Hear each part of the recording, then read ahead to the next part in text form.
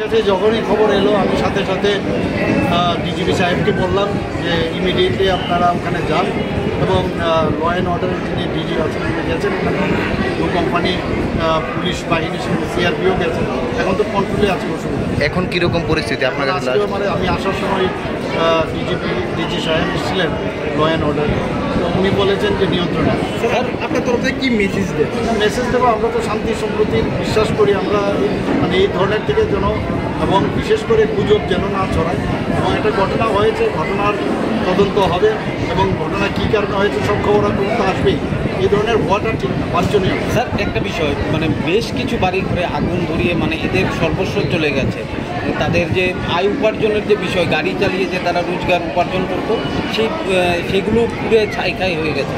বিষয়ে পুরো ডিটেলস আমার কাছে এখনও আসেনি, যখন আসবে তখন আমি নিশ্চয়ই দেখব বিষয়গুলো। আমাদের সরকার অত্যন্ত মানে সংবেদনশীল, আপনি সবাই জানেন, তো সেটা আমরা দেখবো। আমরা যদি এরকম কিছু রিপোর্ট আসে আমরা সাহায্য। স্যার কোন তদন্ত টিম গঠন করা হয়েছে?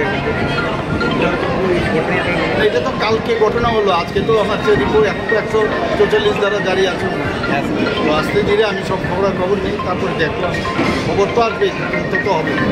ধন্যবাদ।